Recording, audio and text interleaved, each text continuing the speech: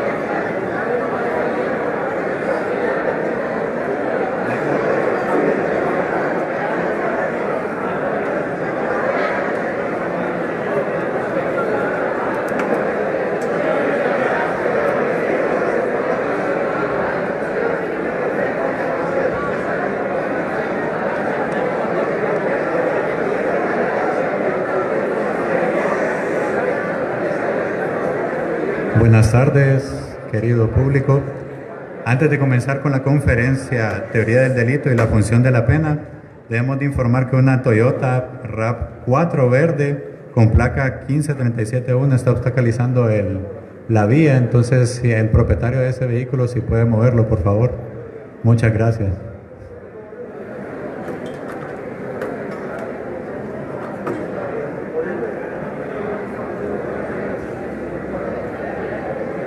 Buenas tardes.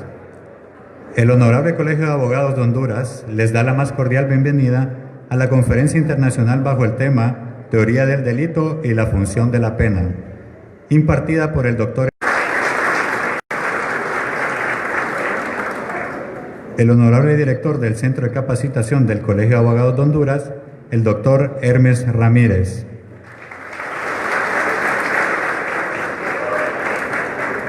Y nuestro conferencista del día de hoy, el doctor en Derecho Penal, Carlos Parma.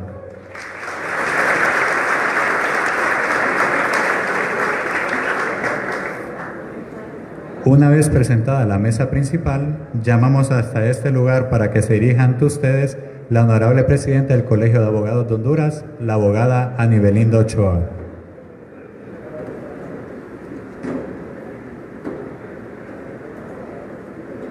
Gracias, licenciado. Tengan muy buenas tardes todos los presentes en este auditorio del Colegio de Abogados de Honduras.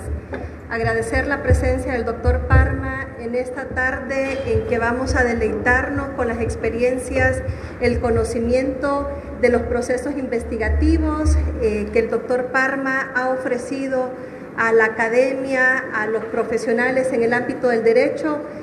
Será de verdad un honor el poder estar compartiendo con él este espacio de crecimiento profesional.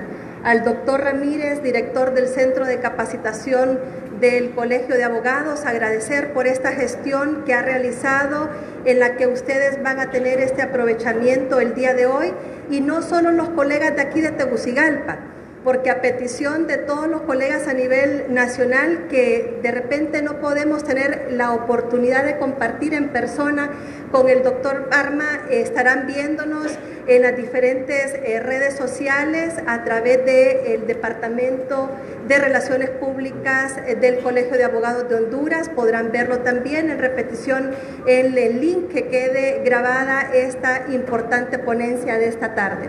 Así que le damos la bienvenida a este colegio gremial que está ávido sin duda al ver esta convocatoria masiva que del día de ayer a hoy todos los colegas están aquí aprovechando este momento. Doctor, muchísimas gracias, que no sea la primera vez, sino que muchas puedan venir para que podamos compartir esos conocimientos. A cada uno de ustedes por estar aquí presente, gracias. Espero que sean replicadores de todo el trabajo y el esfuerzo que el Colegio de Abogados de Honduras en sus diferentes departamentos está poniendo al servicio de cada uno de ustedes. Y sin más preámbulo, entonces dejamos al doctor Ramírez para que le dé también las palabras de bienvenida como director del centro a nuestro invitado especial y a ustedes que son parte ya de esta casa. Muy buenas tardes, bienvenidos.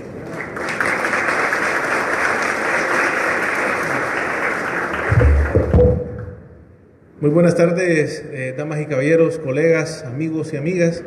Es para nosotros un verdadero privilegio estar en esta ocasión acá en el Colegio de Abogados, haciendo la presentación solemne de lo que va a ser esta primera conferencia internacional, en específico brindada por el maestro Carlos Parma, que él representa uno de los mayores talentos que existen en el derecho penal en el continente americano. El maestro Carlos Parma tiene una amplia trayectoria, ya vamos a tener la hoja de vida en un proceso de lectura de parte de él, pero quiero aprovechar la oportunidad, colegas, para comentarles lo siguiente.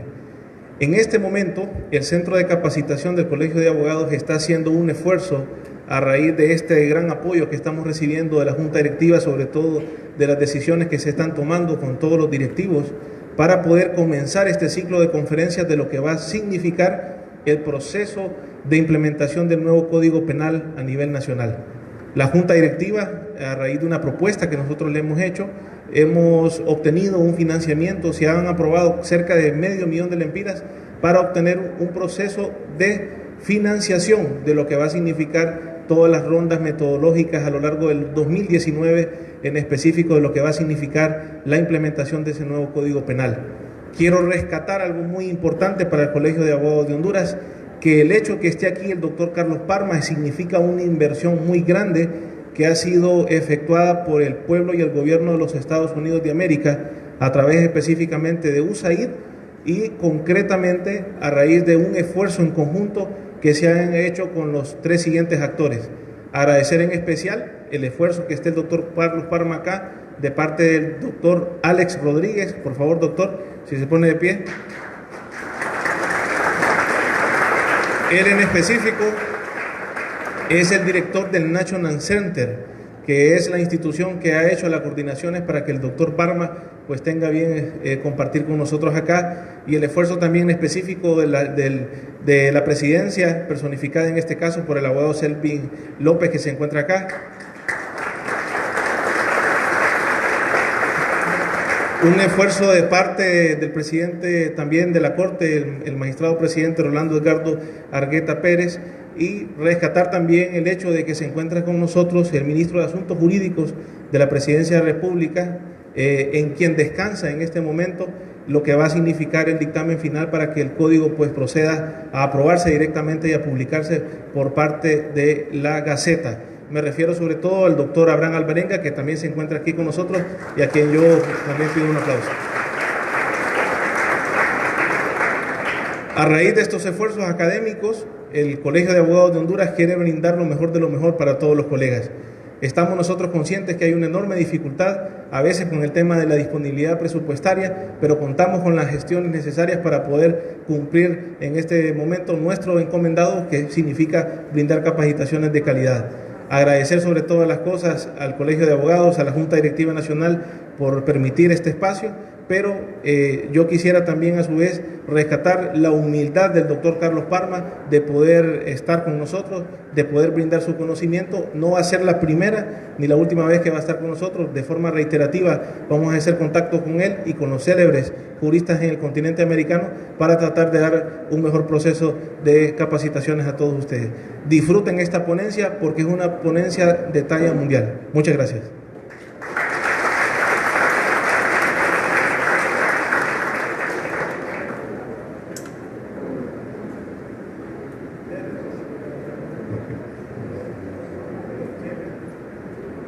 Luego de haber escuchado las palabras de los honorables integrantes de la mesa principal, presentaremos ante ustedes una reseña acerca de nuestro conferencista internacional de este día. El doctor Carlos Parma nació en Argentina en el año 1955. Se graduó como abogado en la Universidad Nacional de Córdoba en el año 1978. Doctor en Derecho con especialidad en Derecho Penal en la Universidad Nacional de La Matanza, Buenos Aires, en el año 2015. Doctor en Derecho con especialidad en Derecho Penal en la Universidad Nacional de Córdoba, en el año 2017. Máster en Derecho por la Universidad Rey Juan Carlos de Madrid, España, en el año 2010. Especialista en docencia universitaria con un título de posgrado otorgado por la Universidad Nacional de Cuyo, Mendoza, en Argentina, en el año 1999. Doctor honoris causa por la Universidad Nacional de Cajamarca y doctor honoris causa por la Universidad Néstor Cáceres Velázquez de Juliaca, ambas del país de Perú. Profesor honorario múltiple en varias universidades de América. Profesor emérito de la Universidad de Aconcagua, Mendoza, en el año 2017. Profesor titular académico de Derecho Penal, parte especial en la Universidad de la Aconcagua y en la Universidad del Congreso. Profesor titular en la Cátedra de Criminología en la Universidad de Mendoza. Ex profesor de Derecho Penal, parte general y especial de la Universidad Católica de Cuyo, de San Luis, y de la Facultad de Psicología de la Universidad de la Aconcagua. Profesor titular del Derecho Procesal Penal y Penal en posgrado, maestrías y doctoradas en varias universidades de Latinoamérica y de Europa. Es autor y coautor, tiene más de 25 libros de Derecho Penal publicados en varios países y más de 150 trabajos en la especialidad de Derecho Penal, Procesal Penal y Criminología. Luego de esta reseña, me permito presentarles ante ustedes al doctor Carlos Parma. Lo recibimos con un fuerte aplauso. Parma.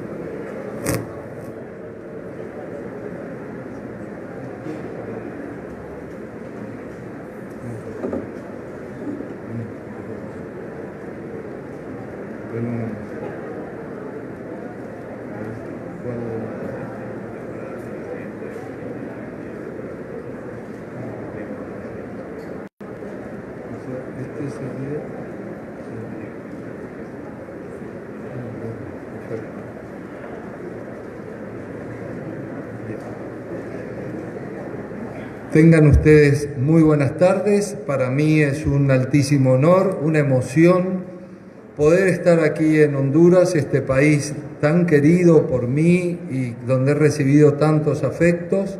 Agradezco las palabras de Hermes, la presencia de Servin, Alex, la titular del Colegio de Abogados, que ha sido muy generosa en invitarme, la presencia de todos ustedes, doctor Alvarenga también, usted es un gusto poderlo haber visto aquí. Y créanme sinceramente, lo digo de corazón, es una gran emoción poder estar con todos ustedes. Se me ha sometido a este tema de que hable de la teoría del delito, un tema bastante, por cierto, científico y de mucho desarrollo dentro de la academia, y trataré de ponerlo de manera más sencilla para todos ustedes y de manera más, si se quiere, pedagógica. Sin lugar a dudas, la teoría del delito ha sido el gran desafío del derecho penal, y hoy en Honduras tiene un protagonismo muy especial porque obviamente se va a modificar el código, ya casi es una evidencia que así va a suceder, y la teoría del delito va a tener mucho que ver porque indudablemente van a haber muchas cosas aquí que ustedes van a tener presentes seguramente dentro de muy poco tiempo en el análisis de muchas figuras dogmáticas. Transmitirles a ustedes de antemano que para hablar de la teoría del delito sería bueno recordar y colocar en las cabezas de que la teoría del delito funciona o ha funcionado como una respuesta al derecho penal de autor. Cuando la teoría del delito sale, más precisamente en Italia, Alemania y otros países, corren los años 1870, y es ahí donde la figura de Cesare Lombroso, un médico que había escrito en el año 1851 su tesis doctoral sobre el cretinismo en la Lombardía. Cesare, como digo yo en italiano, César Lombroso, hace bien en corregirme. César Lombroso es un hombre que coloca al derecho penal en la peor exposición, es el punto más bajo que va a tener el derecho penal, es lo más lúgubre, lo más tétrico que vamos a conocer, porque él precisamente trabaja cuantitativamente un estudio científico sobre 500 cráneos que realiza y por supuesto sostiene, dicho de manera coloquial, dime qué cara tienes y te diré qué delincuente eres. Es decir, Cesare Lombroso va a decir, de acuerdo a la cara de una persona, ese va a ser el tipo de delincuente que vamos a tener en cuenta. Entonces hace un análisis, sobre todo el lóbulo frontal, donde él cree que está ahí precisamente todo el mal de una persona. Hay que entender que Lombroso en ese momento escribe sobre el delincuente nato. Su obra sobre el delincuente nato va a llevar por título L'uomo delincuente, l'uomo pericoloso, que quiere decir el hombre delincuente es el hombre peligroso, y ese hombre delincuente, ese hombre peligroso de Lombroso, va a ser el eslabón perdido. Entre el mono y el hombre hay una persona que no evolucionó lo suficiente, y ese es el delincuente al cual se refiere Lombroso. Lóbulo frontal prominente, mandíbula saliente, orejas en forma de asa, y no voy a seguir describiendo porque ustedes van a creer que me estoy autodescribiendo, que me estoy describiendo yo mismo, y eso va a ser muy grave si realmente es así. De cualquier manera, quiero explicar esto de antemano porque César Lombroso va a formar lo que va a ser el derecho penal de autor, y va a ser muy seguido por el titular de la cátedra de Derecho Penal, uno de ellos, el otro no, pero uno de ellos sí, que va a ser Garófalo, de la Universidad de Pisa, a orillas del río Arno, muy cerca de la Piazza del Miracolo, en Pisa, en la ciudad de Pisa, muy conocida por nosotros por una torre inclinada que hay muy cerca de la universidad.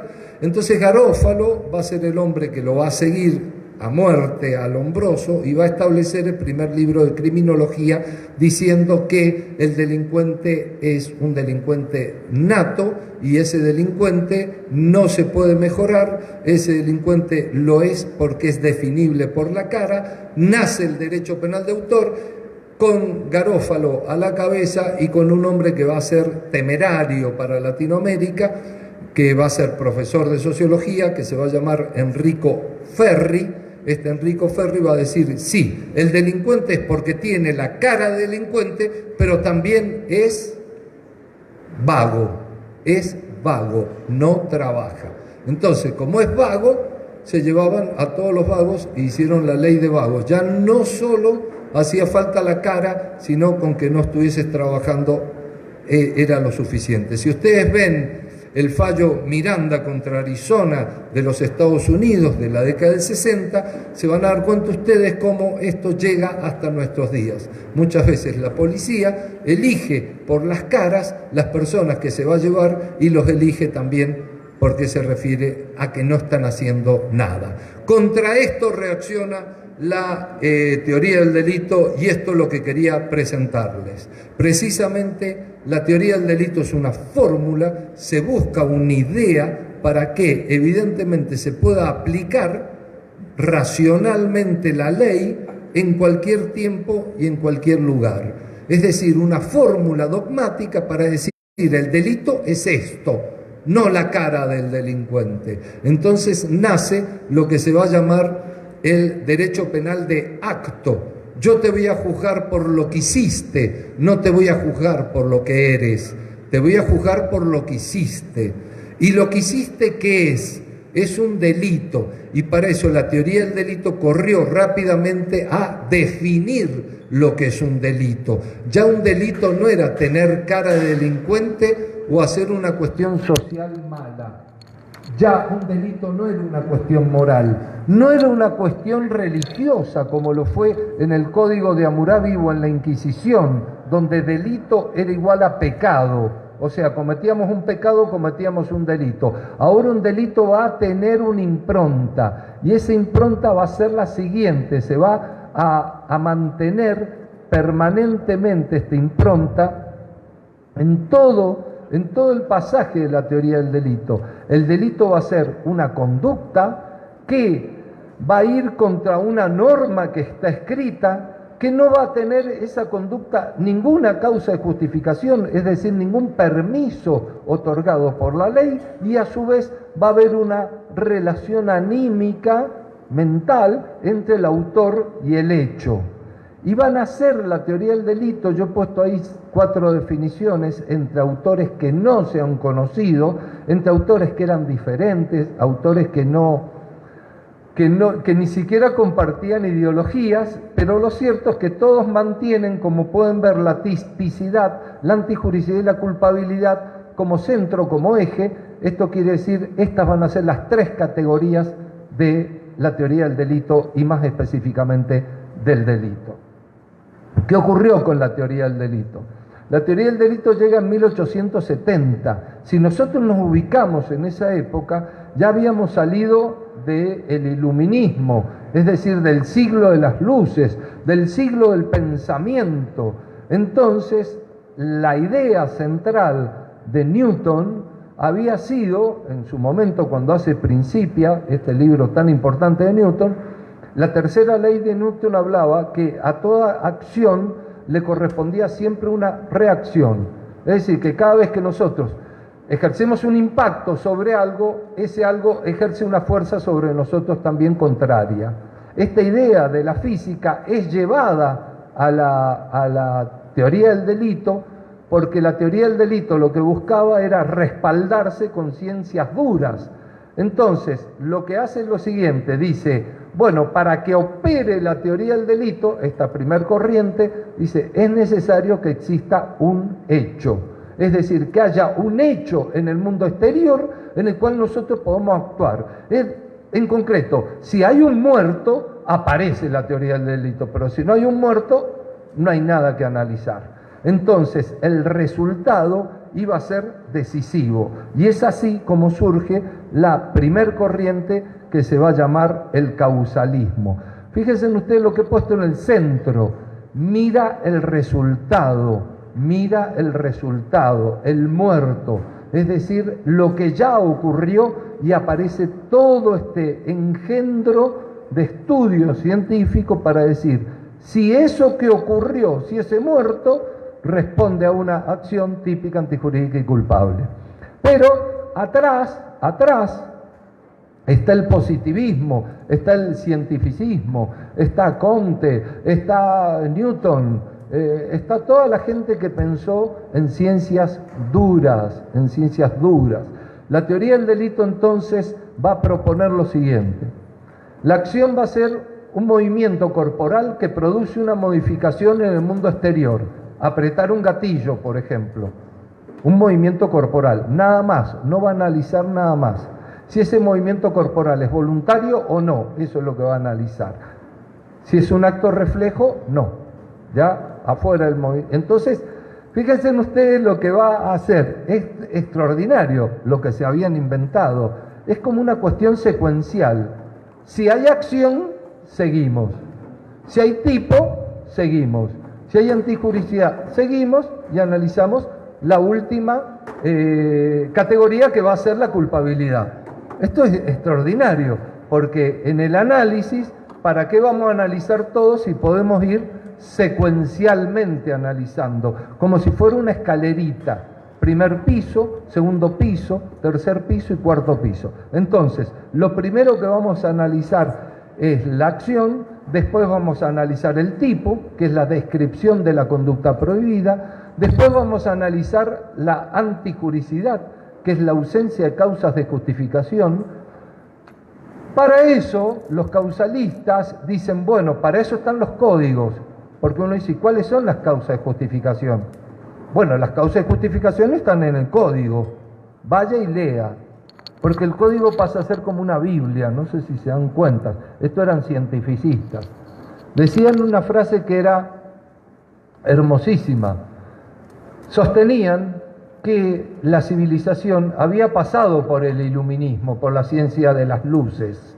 Entonces, ese iluminismo, que fue una condensación que hubo en el siglo XVIII en Francia, donde estuvo Rousseau, Diderot, Montesquieu, Voltaire, bueno, Hobbes en Inglaterra, eso había pasado por un tamiz de razonabilidad y había decantado en los códigos. O sea que los códigos estaban bien, los códigos estaban perfectos, porque los códigos respondían a ese pensamiento.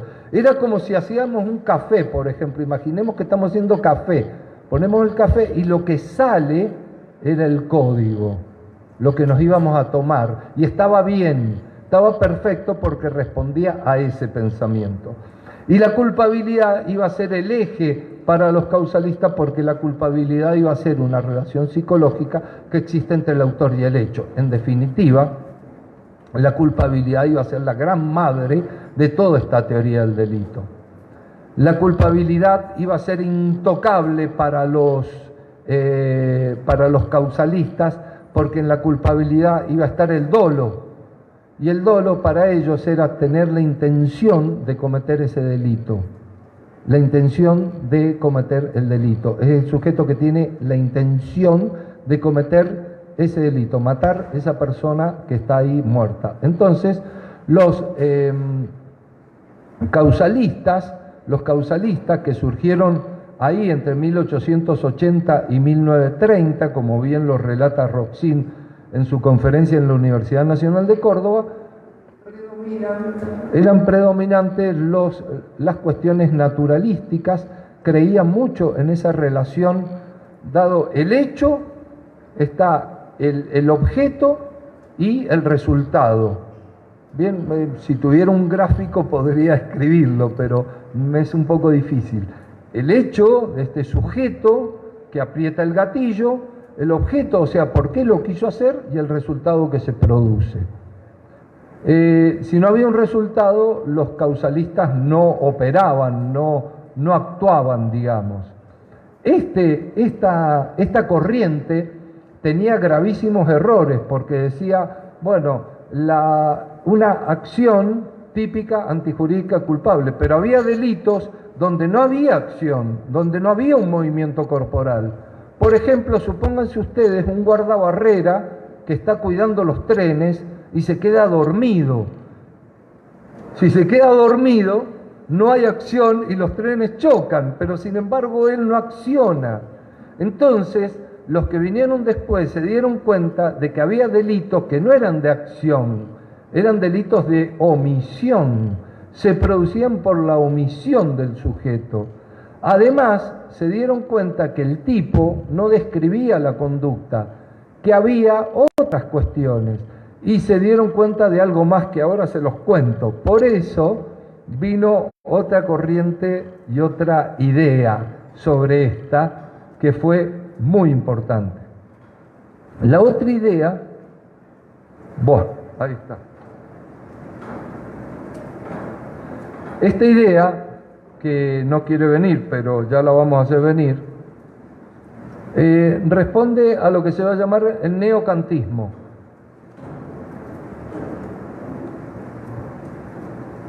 Es curioso, Kant había sido el filósofo más importante de todo el iluminismo. Había escrito Crítica a la razón pura, Crítica a la razón práctica, entre otros libros, pero sobre todo Crítica a la razón pura pasa a ser el libro que funda la epistemología, es decir, un libro donde la ciencia nace ahí, y también para hoy inclusive, y también, según algunos autores, piensan que nace la axiología, es decir, la ciencia de los valores, con este libro.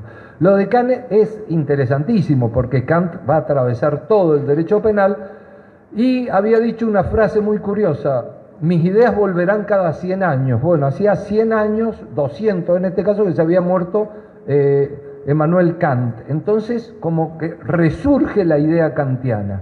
En esta idea kantiana, que ya vamos a ver por dónde va, estos neokantianos, o también llamados normativistas, son exageradamente importantes. Aparece la teoría de los elementos negativos del tipo. Esto se usa actualmente, es muy usado, y por ejemplo Parma sigue la teoría de los elementos negativos del tipo. Digamos, Roxin toma la teoría de los elementos negativos del tipo. Esta teoría de los elementos negativos del tipo es maravillosa, porque ¿qué descubren en primer lugar? Lo primero que descubren es que el derecho penal no dice que tenés que matar, que no tenés que matar. Eso lo dice la Biblia, lo dice un cura, un amigo, un primo, un monje, o la moral. Pero el derecho penal dice, no tenés que matar en esta circunstancia, porque en esta otra circunstancia yo te permito matar. Cuidado con esto. O sea, la teoría de los elementos negativos del tipo sería algo así. Si yo mato, voy contra la norma. Pero hay algo que la norma me dice que yo te perdono. Entonces se vuelve, hay una teoría de los elementos negativos del tipo, como si fuera un vector para un lado y un vector para el otro. Yo te permito hacer esa actitud. ¿Y cuándo te lo permito? Te lo permito porque si vos estás en un acto de defensa propia, podés matar con la legítima defensa. Y esto es extraordinario, y lo va a venir a abonar nada más ni nada menos que Roxin. Por eso el tipo penal, que antes era ratio cognoscendi, decían los juristas, de la antijuricidad, era un elemento de conocimiento de la antijuricidad, es decir, si era típica, suponemos que antijurídica. Esto van a decir otra cosa, van a decir, si es típica, es antijurídica. Y yo les digo, después de 100 años, y si antijurídica, también es típica. O sea, esto es un binomio inescindible, la tipicidad con la antijuricidad. Entonces Roxin lo va a decir así. Miren qué linda frase que pone. Estamos hablando de una cuestión muy difícil, les aviso, dice, si el tipo debe fundamentar toda la antijuricidad, todo, es preciso que el tipo contenga todo. Es decir, el tipo contiene a la antijuricidad. Quiere decir que si yo mato, vos me tenés que decir si yo estoy matando en defensa propia o no. Si estoy matando en defensa propia, no hay nada. No hay nada, no, ni siquiera es típico. Cuidado, ni siquiera es típico. Por eso, esta gente dijo una frase complicadísima para el intelecto, de la cual se enojó mucho Belzel años después. Es que hoy he dado 3 conferencias con esta y hemos tenido algunas reuniones, así que mi garganta está a full, perdonen. Entonces,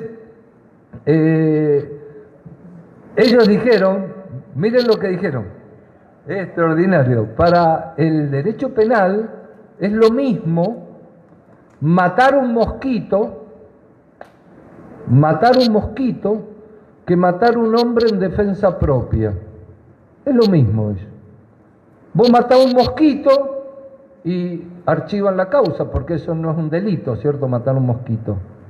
Y si matás a un hombre en defensa propia, también archivan la causa porque no es un delito, porque lo mataste en defensa propia. Es decir, los dos expedientes terminan lo mismo.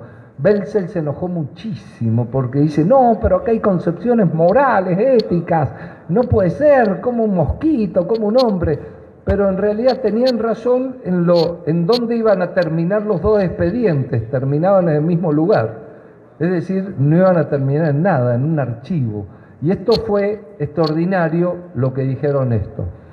Como no daban puntadas sin valoración, porque surge la teoría de la valoración con los normativistas, con los neocantianos, ahí están, miren ustedes, Jiménez de Azúa, Meger, Mayer, sobre todo Jiménez Azúa, que influencia mucho en Latinoamérica, muy importante. Ellos no daban puntadas sin valoración, valoraban todo. Como valoraban todo, inventaron también los elementos valorativos del tipo. Fue, a mi juicio personal, ya esto es personal, el gran descubrimiento que hicieron, porque el tipo penal tiene elementos descriptivos. Por ejemplo, si yo digo una persona menor de 13 años, quiere decir que tiene 12, 11, 10. No tengo que analizar nada. Bueno, antes yo daba como ejemplo si yo digo hombre o mujer.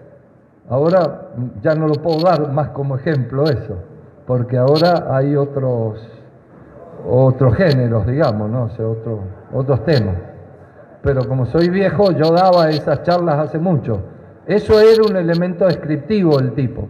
Se podía dar en ese momento como ejemplo. Otro ejemplo que se daba como elemento descriptivo del tipo era, por ejemplo, si yo digo la muerte de una persona.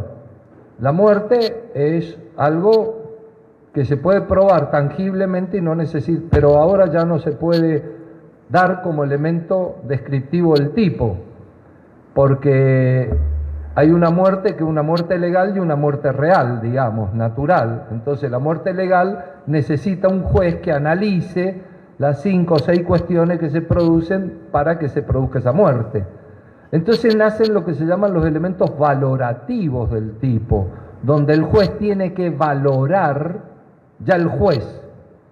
Por ejemplo, si yo digo que el robo sea con armas o que el robo sea en banda, cada vez que yo digo esa palabra, el juez tiene que ver, intelectivamente interpretar si es un arma o no es un arma la que se usó, o si es una banda porque son 3 o más que van en convergencia intencional, etcétera, etcétera. Eso quiere decir que el juez va a valorar.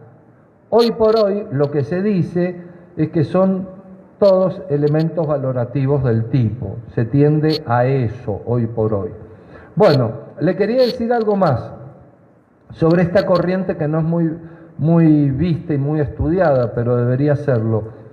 Estos sujetos se dieron cuenta de algo que fue verdaderamente una revolución en el derecho penal. Y además quiero que estén muy atentos porque esto también está en el nuevo código de Honduras. Bien lo que voy a decir ahora. Cuando los causalistas escribían, decían que la antijuricidad era sólo posible si existían causas de justificación en el código que expresamente lo decían así. No admitían ninguna otra causa de justificación. Es decir, que esto se llamaba antijuricidad formal. Lo que estaba en el código estaba bien. Estos señores se dieron cuenta de que existía una antijuricidad material. ¿Qué quiero decir con esto? Que el sujeto, de acuerdo a su cultura, de acuerdo a su formación y de acuerdo a toda una vida, entendía que lo que estaba haciendo estaba bien, porque eso es lo que le han enseñado. Sin embargo, está penado por la ley. Entonces ese sujeto estaba en un error, porque él cree que esto puede hacerlo, pero la ley dice que no puede hacerlo, está en un error. Los causalistas no le daban solución a eso, porque decían que eso era un error que no se podía arguir. Los únicos errores que se pueden arguir son errores que versen sobre el tipo, pero no sobre la antijuricidad. Entonces los normativistas dijeron, no, esos errores tienen que aceptarse, y nace lo que se llama el error de prohibición. El error de tipo y el error de prohibición. ¿Qué quieren decir las dos cosas dichas vulgarmente? Es, si yo aquí pienso que me han puesto un revólver de juguete para que yo explique esta clase o esta charla de manera pedagógica, y le he pedido que me pongan y han revisado un revólver de juguete, y yo agarro y estoy dando un ejemplo y digo, no, porque cuando en el causalismo se habla del resultado, es como cuando se mata, y hago así y disparo, y no era un revólver de juguete, era un revólver en serio y mato a alguien, evidentemente eso lo resolvían tanto causalismo como los normativistas como un error de tipo, porque en realidad yo no quería matar, nunca tuve la intención de matar, ni ese dolo podía estar en mi cabeza de matar. Fui imprudente, si se acepta, pero va a ir a otro delito que sería homicidio culposo, pero no un homicidio, no acá se llama homicidio también, no un homicidio. Entonces, es muy interesante el tema, porque ahora lo que van a decir estos normativistas es que además de ese error, que es un error de tipo, podía haber un error en la antijuricidad, o sea, yo estar en la creencia de que estoy autorizado por la norma, o que estoy autorizado por la conducta que estoy haciendo y no estoy autorizado. Por ejemplo, un médico que va y revela que hizo un aborto, o que una persona que va a hacerse atender, ya se hizo el aborto, el médico dice, bueno, y esa persona que yo atendí se ha hecho un aborto, por eso lo atendí, y va y denuncia a esa persona que se hizo el aborto. Entonces ahí tenemos el secreto profesional, pero él está convencido de que tiene que denunciar porque precisamente es un funcionario público, por ejemplo, y tiene que denunciar de un delito de acción pública. Ahí tenemos un ejemplo bastante claro. No me voy a extender en esto porque sería imposible que lo podamos elucidar, pero hay algo más para decir, que en 1939 Freudenthal nos hace saber algo muy interesante en Alemania y que sucede gracias a esta teoría. Se llama el caballo resabiado o el caballo que no responde a la rienda. Se trata de un dueño que manda a su empleado con una carreta, con un caballo, a vender a la feria. Entonces el empleado le dice, mire, este caballo es un caballo medio arrebatado, medio loco. Si yo lo meto en la feria, se puede desbocar. Entonces no conviene que lo hagamos. Entonces el dueño le dice, o usted va o yo lo echo del trabajo. Tiene que ir porque es una orden. Bueno, el chico va con el caballo y el caballo no respeta la rienda, por eso el caso se llama el caballo resabiado o el caballo que no respeta la rienda. Entonces el caballo produce muchísimos daños dentro de la feria y ese chico es juzgado y es llevado a juicio, y el Tribunal Superior Alemán dice que existe una causa supralegal de justificación, o sea que este chico no pudo actuar de otra manera. Atención, cuidado con esto, no pudo actuar de otra manera. Estaba condicionado a actuar de esa manera porque si no tenía que, primero, por la prevalecencia del dueño que le había ordenado, y en segundo lugar, porque si no lo echaban del trabajo. Entonces es muy interesante el avance que se hace en la dogmática jurídico-penal a través de esta escuela muy olvidada. Bueno, viene el año 1930 aproximadamente, un poquito antes. Hans Welzel tiene 28 años, es un niño, un hombre, escribe en la revista número 50 de la Universidad de Colonia, una revista penitenciaria, escribe un opúsculo que se llama Causalismo y Finalidad, o Finalismo y Causalismo, como si fuera, en las traducciones son traducciones un poco complejas en alemán. Ahí Welzel va a decir algo absolutamente distinto. Lo que va a decir es que ya no importa el resultado. Ya no importa el resultado. Si el hombre está muerto, acá lo que tiene que importar también, además del resultado, tiene que importar que hay un sujeto malo, que hay un sujeto que tiene un fin, que quiere hacer eso. Entonces lo que era el disvalor del resultado pasa a poner foco ahora en el disvalor de la acción. Welzel dice, todos perseguimos fines, todo lo que hacemos lo hacemos por fines.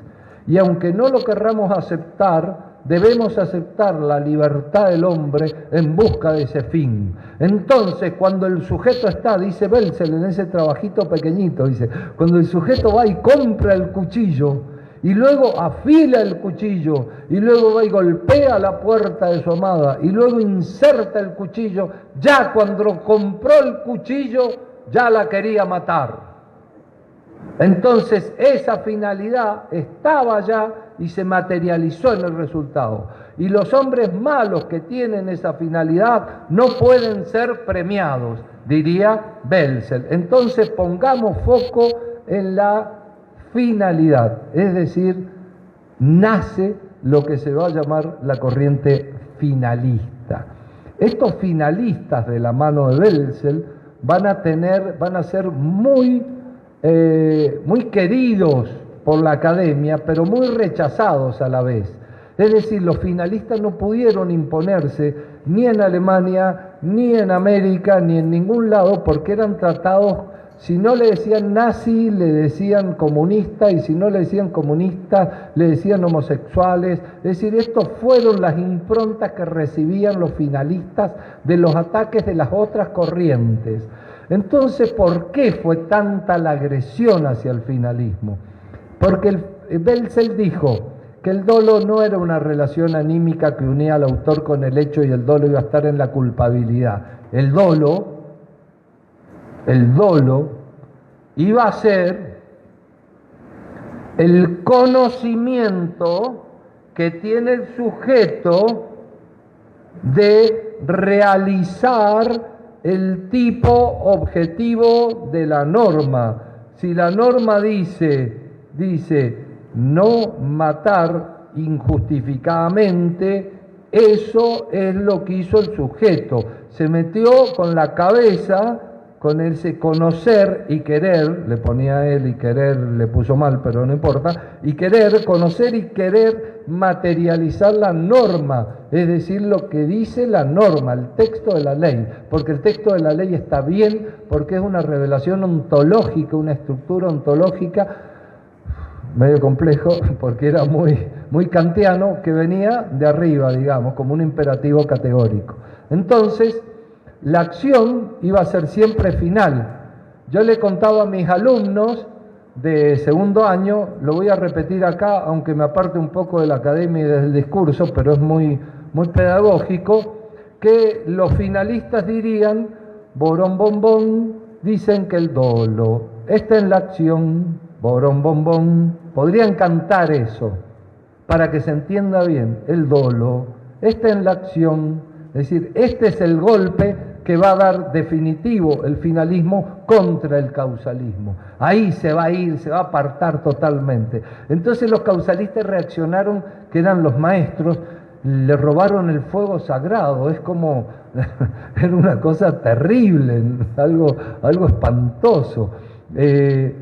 Entonces Welzel va a decir, la acción es final, en el tipo está el dolo, el tipo se puede unir con la antijuricidad a través de un injusto personal, y la culpabilidad, como iba a estar vacía, va a ser reproche. Miren qué cosa interesante. Como la culpabilidad es reproche, ¿qué es lo que se le reprocha al sujeto? Que podía haber actuado de otra manera, eso es lo que se reprocha. Mire, usted, en vez de clavarle el cuchillo cuando golpeó la puerta, se podía haber ido. ¿Por qué no se fue?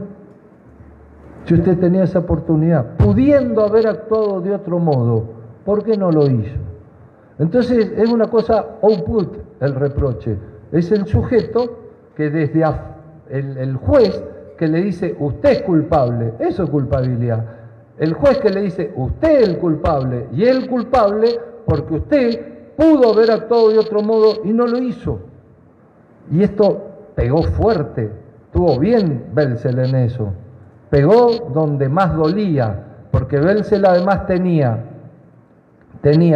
a Kaufmann como primer ariete, tenía a Bacigalupo, a Jacobs, Strattenberg, Zielinski, Busto Ramírez, Jacobs, esos eran los discípulos que él tenía y formaba. Muy interesante lo de Welzel en ese aspecto. Como me han pedido que relacione esto con la teoría de la pena, lo cual he tenido que hacer un trabajo mental un poco complicado, les cuento a ustedes que sobre la teoría de la pena, los que se llevaron todas las estrellas colgadas y todo el podio fue para Kant y Hegel. Ambos dicen que la pena es un mal para otro mal. Bueno, esto responde en cierta medida a lo que piensa la gente vulgarmente y el común denominador desde el Código de Hammurabi en adelante, porque el Código de Hammurabi es del año 1750 a.C. y ya ahí estaba la ley del talión. ¿Recuerdan? Ojo por ojo, diente por diente. Muy bien. Es decir, que vos me hiciste esto, yo tengo derecho a hacerte esto. No más. Muy interesante. Y aparte un buen avance, porque si vos me hiciste esto, yo no te puedo hacer más que esto. No te puedo matar porque me ofendiste a mi señora. Tengo que ir y ofender a tu señora en todo caso. Pero no puedo hacer más que eso. Entonces ahora lo que van a decir estos dos importantísimos, es decir, un mal para otro mal. A Hegel le gustaba decirlo de otra manera. Le gustaba decir, vos me hiciste un mal, no está bien que yo te haga un mal. Por eso es un poco irrazonable.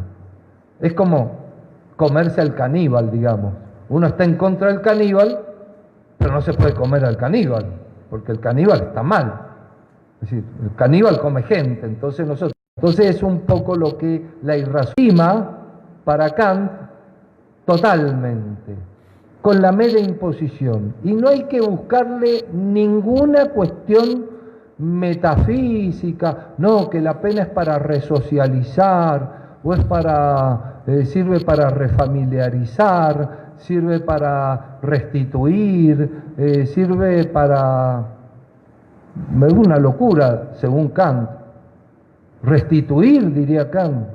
Y yo le diría, restituir, que la pena va a restituir. La pena nunca hizo caminar ningún paralítico, nunca resucitó ningún muerto y nunca cosió ningún himen. O sea, lo que pasó, pasó. Y fue trágico y tremendo. La pena no restituye nada.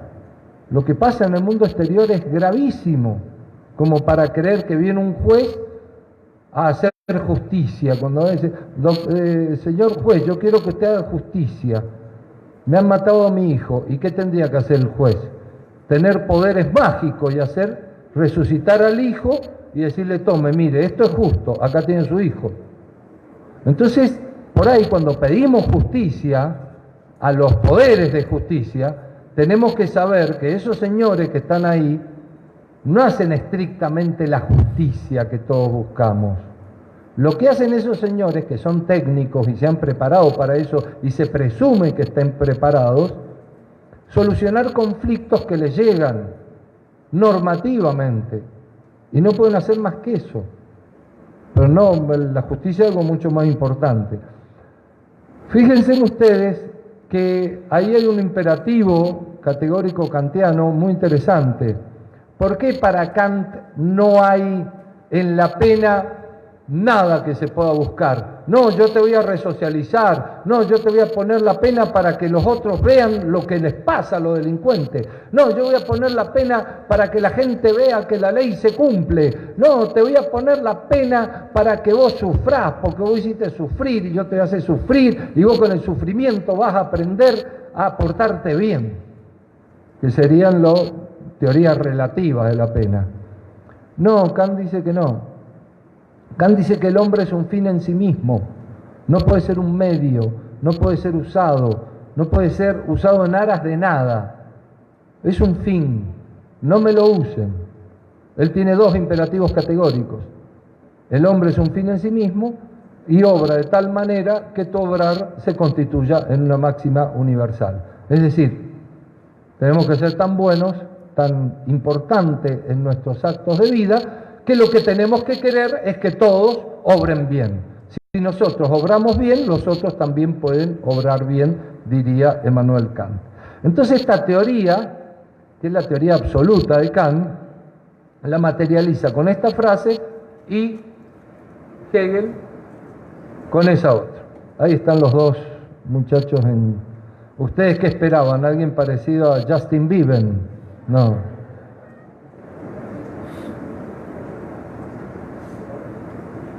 Son un poco más feos que Justin Bieber. Un mal para otro mal. Bueno, de esto podríamos hablar una conferencia entera, pero lo mío es avanzar porque si no el tiempo nos va a matar y ustedes se van a enojar conmigo. El tema sería que esta teoría de la justa retribución la van a tomar también los finalistas y van a pensar que esta es una buena salida para poder explicar la pena que no tiene ninguna explicación. Y en definitiva, a mi juicio, tienen razón, porque ¿saben por qué existe el pozo? ¿Y por qué existen 22.000 presos, casi 23.000 en Honduras? Porque ninguno de ustedes está decidido a llevárselo a su casa, salvo que sea un pariente, y lo aten con una cadena. Pero si ustedes se llevarían a su casa al muchacho ese que entró con una granada en el ano hace 4 días, imagínense si entra con una granada en el ano al pozo, qué respeto puede tener para los demás, cómo se quiere él mismo.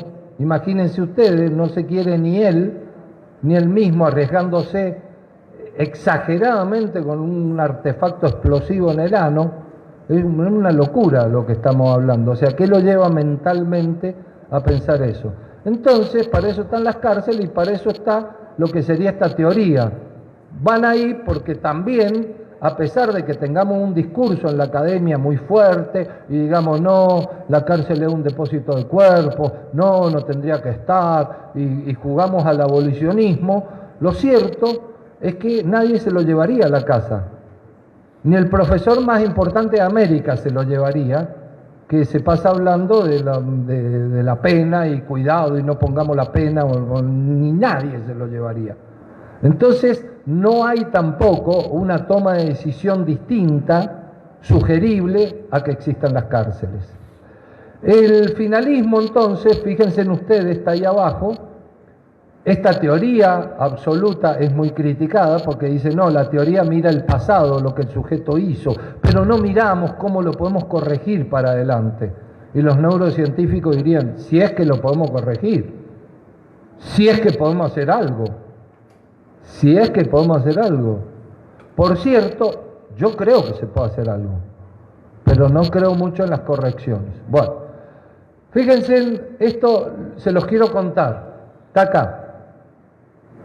Este libro es un libro muy poco leído de Manuel Kant, Metafísica de la Costumbre, desde el año 1797. Acá Kant cuenta algo, ¿me escuchan?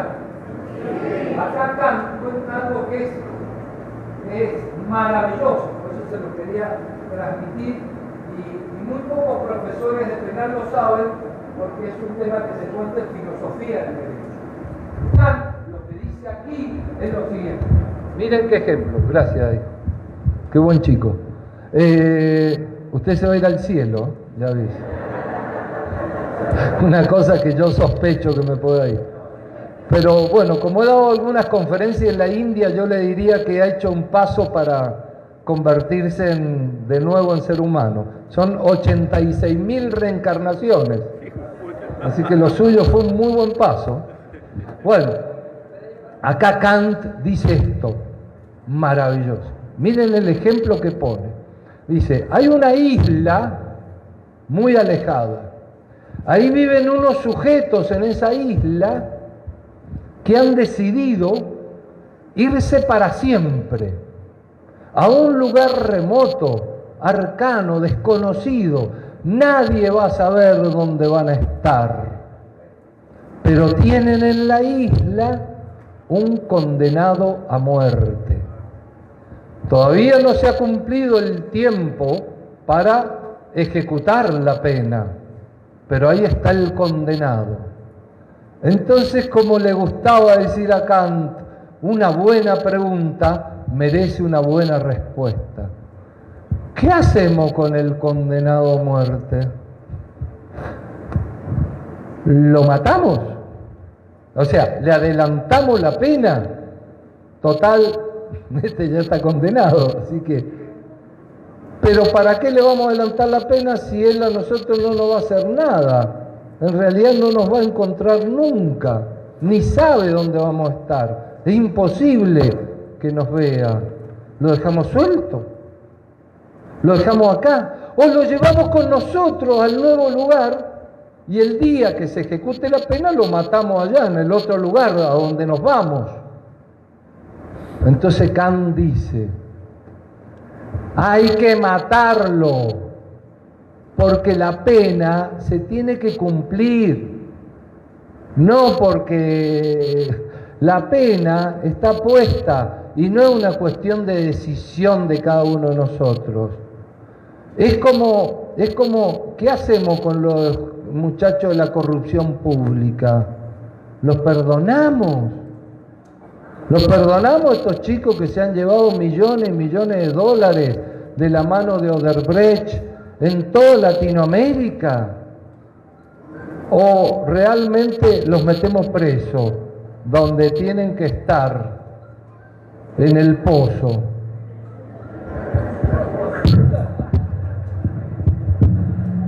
Y no me hagan seguir hablando. Toma. Vuelvo a la escena. Entonces, aquí está una clave maravillosa que da Kant. Bueno, después la teoría del delito acá yo quisiera hacer una síntesis para tomar un poco de agua.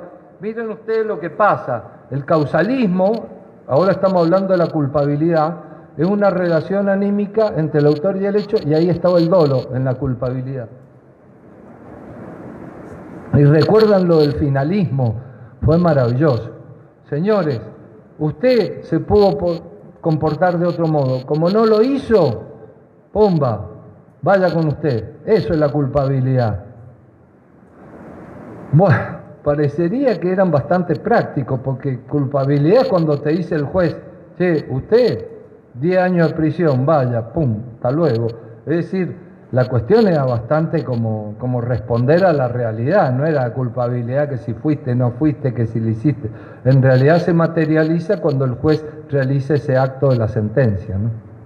Bueno, ahora ya estamos llegando casi a la última exposición. Viene el funcionalismo que llega a partir de 1970 aproximadamente, no se hace muchas preguntas dogmáticas. Dice, miren, en el derecho penal hay que solucionar problemas concretos. Y estos problemas concretos necesitan soluciones.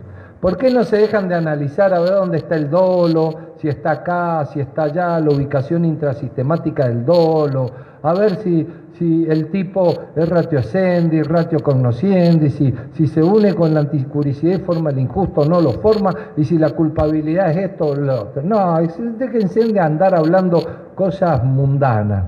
Acá lo que hay que hablar son cosas concretas, la relevancia social que tiene el derecho penal y las conductas que afectan o no el bien jurídico protegido. Entonces, si no afecta el bien jurídico protegido, diría Roxin, push, afuera, que no me lo metan en el derecho penal. No agarren al derecho penal como una bolsa donde meten todo. Piensen en la mediación, piensen en solucionar conflictos, busquen por otro lado, pero las conductas inocuas que no entren al derecho penal. Todo esto se puede hacer realidad por el funcionalismo. Pero se llama funcionalismo porque el derecho penal está en función de la política criminal. Es decir, si la política criminal es dura, el derecho penal es duro. Si la política criminal es blanda, el derecho penal es blando. Bien, este Roxin va a escribir un libro que se va a llamar Política Criminal, donde él analiza ahí, todo su libro está dirigido a los fines de la pena. Él dice, bueno, muchachos, pongamos conciencia en que lo que tenemos que ver aquí son los fines de la pena, fin y función de la pena. Y yo suelo decir en mis libros, ¿vale la pena la pena? Esto es lo que nos tenemos que preguntar. Si vale la pena, la pena. Si vale la pena, seguimos. Pero si no vale la pena, no seguimos. Es decir, ¿vale la pena que una persona que ha matado al otro sigamos? Vale la pena. Ahora, ¿vale la pena si este niño se robó una gallina, que sigamos?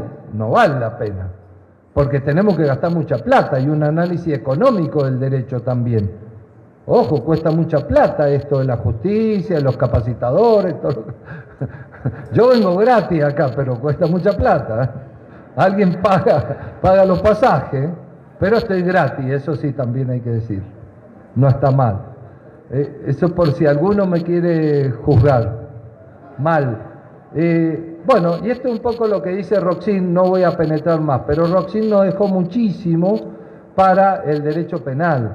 Dejó la teoría mediata, 1962, en el caso de Eichmann, dejó la teoría de la infracción de deber, 1963, dejó la teoría de la imputación objetiva, que debe estar por ahí, la responsabilidad en la culpabilidad, dejó la cuestión, arregló el problema más grande que tenía la teoría del delito en la práctica, que era la teoría de la autoría y participación, donde Roxin crea lo que se va a llamar el dominio funcional del hecho y cómo responder ante los aparatos organizados de poder, donde Roxin emerge de las tinieblas y habla de lo que sería el hombre atrás, es decir, el autor atrás del autor. Esto sirve para condenar a todos los genocidas en Latinoamérica y es una teoría que hoy se sigue hasta, esto es curioso, pero también lo sigue el Estatuto de Roma, es decir, que las ideas de Roxin se han hecho derecho positivo, se han hecho leyes internacionales.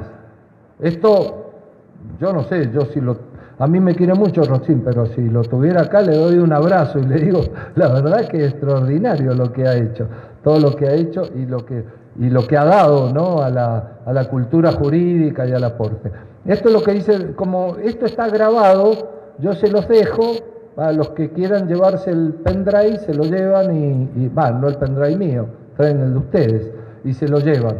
Estas son algunas de las ideas de Roxin. Avísenme cuando terminen de sacar las fotos porque me da, como dicen las mujeres, me da cosa sacar el... Nunca supe qué es la cosa, pero fue como un misterio para mí. Cada vez que 39 años de matrimonio, cada vez que le pregunté a mi señora qué era la cosa, me dice, y la cosa. O sea, se autodefine como la misma palabra, ¿no? Extraordinario. Y le digo, ¿pero es vergüenza? No, te dice, no. La vergüenza es otra cosa. Me da cosa decirlo. Bueno, a mí me da cosa que seguir y que estén sacando fotos la pobre gente que... Bueno, supongo que está filmando, está sacando fotos. Bueno, perfecto. Sigamos entonces. Después no me echen la culpa de la demora, algunas demoras que las estoy regulando de acuerdo a la fotografía.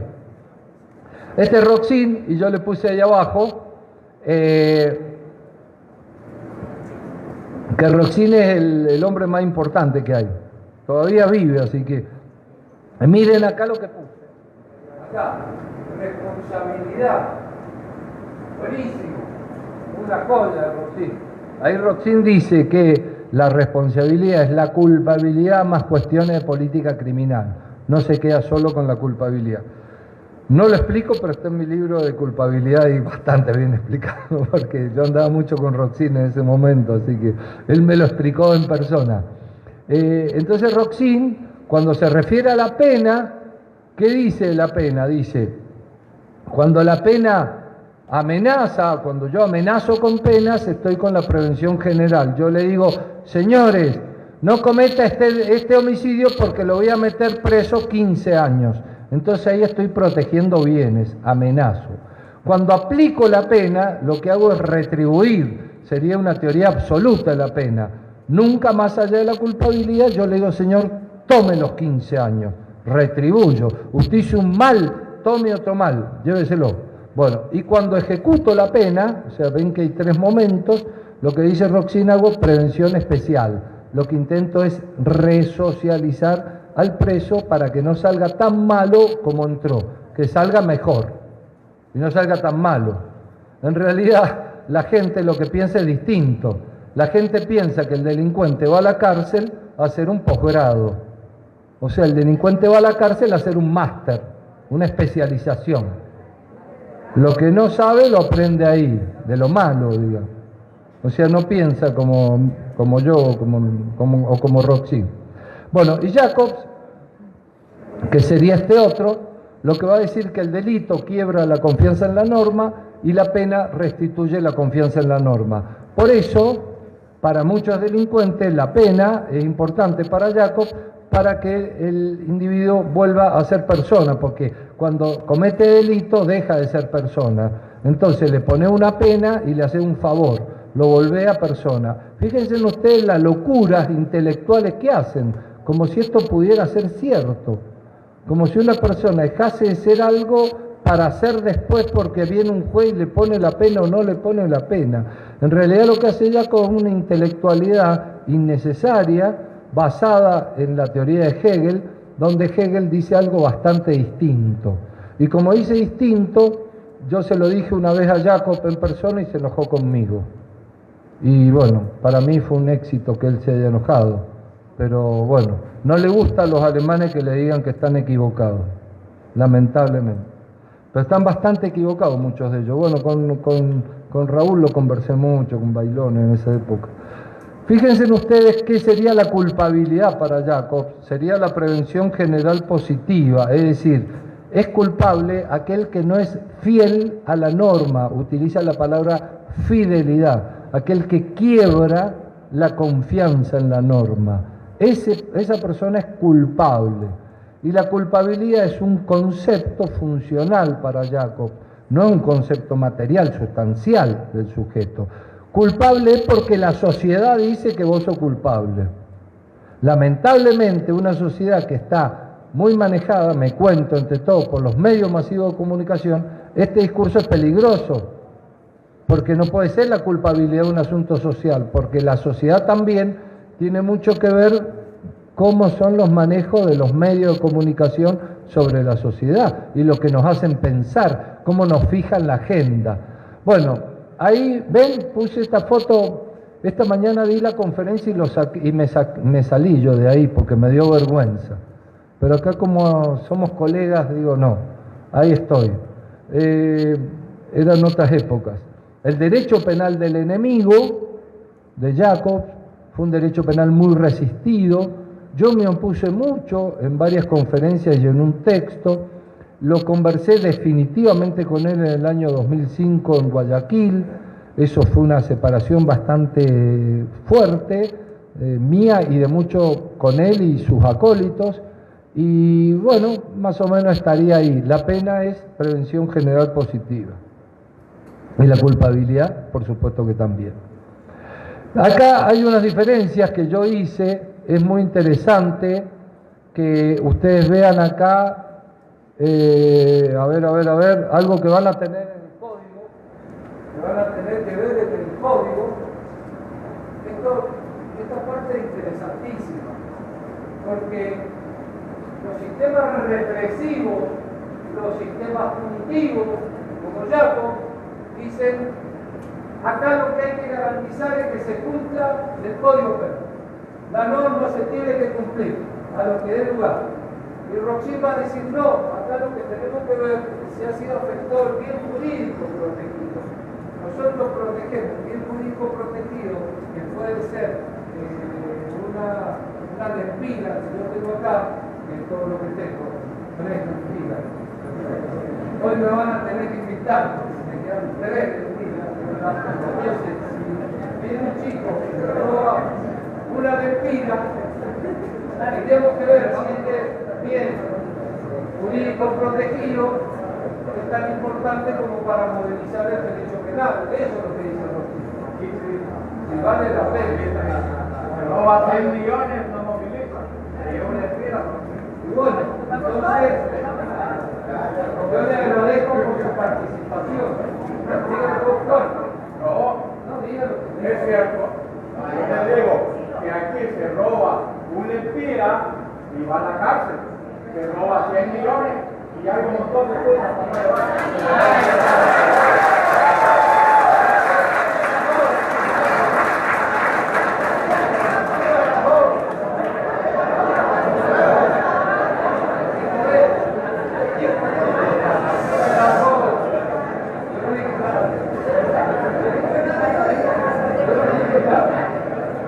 Yo no dije nada, pero estuvo bien el señor.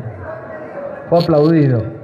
Bueno, ¿qué quería decir un poquito más acá? Esto lo vamos a ver en el Código Penal nuevo. Prohibición de regreso, imputación objetiva. Vamos a ver problemas basados, por ejemplo, en la tentativa. El Código Penal nuevo de Honduras le dedica varios artículos a la tentativa. Acá hay una discusión muy fuerte entre Roxin y Jacob sobre el delito imposible. Jacobs entiende que el delito imposible tiene que ser penado. Y Roxin dice, pero ¿cómo va a ser penado si es imposible, si no le hizo nada, ni le va a hacer al bien jurídico protegido? Entonces, este es un debate dogmático muy interesante. Bueno, mientras tomo agua, léanse esa frase, en realidad está la dice Dante Alighieri, en un libro que se llama La Divina Comedia. Fue el primer libro escrito en florentino, digamos, en lo que fue después el idioma italiano, ¿no? Se salió del latín. La cárcel es la de Lecumberri, en México, que fue cerrada. Es curioso, ¿no? Pero esta cárcel fue cerrada porque se hizo un motín y murieron muchas personas. ¿Sabe usted quién era el director? García Ramírez. Después fue presidente de la Corte Interamericana muchos años. Era el director de esa cárcel cuando se produjeron todas las muertes y el motín ahí en Lecumberri. Bueno, yo eso lo pongo para reflexionar, igual que esto otro, que me parece interesante desde el punto de vista de la pena. Dime qué cárcel tienes y te diré qué sociedad quieres. Podríamos apostar un poco a la cárcel. Además, yo siempre he dicho que los políticos tienen miopía de futuro, porque si tuvieran visión de futuro, harían mejores cárceles, porque pueden ir a parar a la cárcel, ¿me entiende? O sea, no deja de ser un dato menor, si tuvieran visión de futuro. Pero como pueden haber muchos políticos, también acá hago la excepción. Y quiero decir que me estoy refiriendo a la gente de la corrupción pública que ocupa un lugar político y como tengo una especie de obsesión con Odebrecht, me estoy refiriendo a esas personas. Para que quede aclarado, inclusive hasta pido disculpas si el lenguaje fue demasiado extenso. La pena, entonces esto sería una síntesis, fíjense en ustedes. Hay muchísimas opiniones, Roxin, Mirpuch, Cipher, sobre lo que sería la pena. He puesto aquí lo que es el peligro, a su vez las distintas corrientes, y una opinión mía diciendo que la pena es un acto jurisdiccional argumentado, proporcionado, comunicativo, con base en un injusto culpable, necesario de punibilidad, dirigida a un ser humano digno de respeto y de equidad. Esta sería una definición académica de la pena. Finalmente, quería contarles esto último, y ya es la última imagen. Esta sí es muy digna de que le saquen fotos si quieren, porque esta no la van a ver en ningún libro. Un poco qué es lo que ocurrió en Latinoamérica y cómo fue el desarrollo de las distintas corrientes que hubieron. Fíjense en ustedes que hay una persona muy importante que motoriza Latinoamérica, que fue Jiménez de Azúa. Jiménez de Azúa motoriza el pensamiento en Latinoamérica y a partir de él, que en una conferencia que da en 1925 en la Universidad Nacional de Córdoba, las españolas, italianas, es el hombre que más deja y que más viaja por toda Latinoamérica. Este es, en definitiva, el gran hombre. Yo quisiera transmitirle finalmente que es muy importante estudiar el tema de la teoría del delito en este momento, poder ver conflictos entre personas, y que nosotros siempre tenemos que apuntar a que un mundo mejor es posible. Un mundo sin guardias, un mundo sin muros, un mundo, lo único que se pide y pido es que vean esa puerta abierta, esa puerta que hemos cerrado muchos penalistas.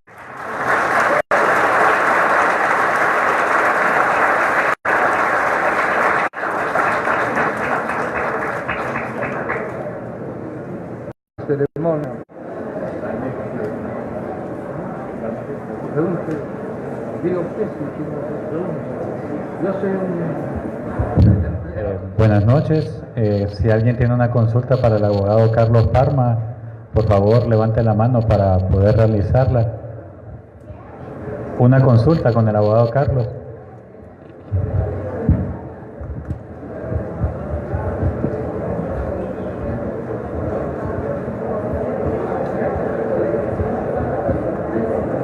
Bueno, no hay, gracias a Dios, porque seguro me van a hacer alguna pregunta difícil.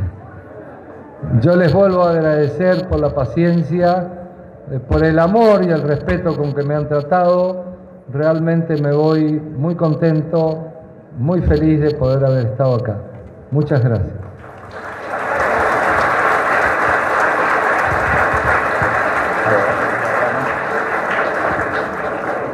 Buenas noches. Queremos volver a agradecer al abogado Carlos Parma, agradecerle por su amabilidad, por su humildad, como lo rescataba el abogado Hermes Ramírez, por también su gracia al momento de explicarnos todo eso y por sobre todo decir que voy a ir al cielo. Entonces, yo le agradezco, no sé, sí, seguro, yo también. Y asimismo vamos a entregarle al abogado Carlos Parma un reconocimiento por tan valiosa colaboración ante nosotros, y el reconocimiento lo hace la abogada Ani y dice así: el Colegio de Abogados de Honduras otorga el presente reconocimiento al doctor Carlos Parma por haber aportado en esta valiosa conferencia internacional Teoría del Delito y la Función de la Pena a los 19 días del mes de febrero del año en curso. Firma la abogada Nibelinda Ochoa y también el director del Centro de Capacitación del Colegio de Abogados de Honduras, el abogado Hermes Ramírez. Muchas gracias, abogado Carlos Parma.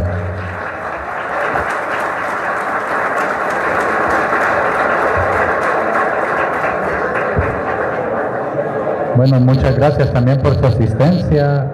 En la parte de atrás habrá unos bocadillos para ustedes. Muchas gracias y buenas noches. Yo quiero decirle, con mucho respeto, mi señor, no es mi área, pero ha sido una exquisita su exposición. Me encantó. Lo felicito. Gracias. Lo felicito. Ay, qué bonito estuvo. Muy bonito. Muchas gracias. No es mi área, pero es exquisita.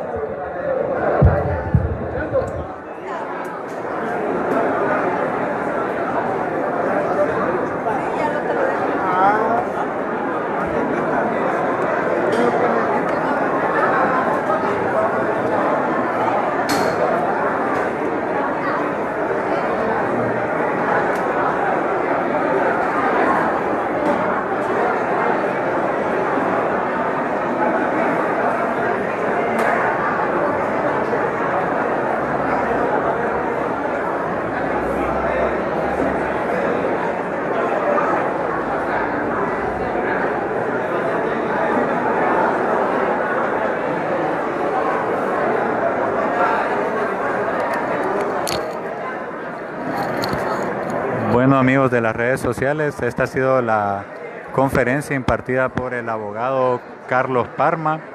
Esperamos que haya sido de su agrado y también les invitamos a que estén al tanto en nuestras redes sociales, ya que en futuras conferencias internacionales también estaremos realizando esta dinámica de Facebook Live.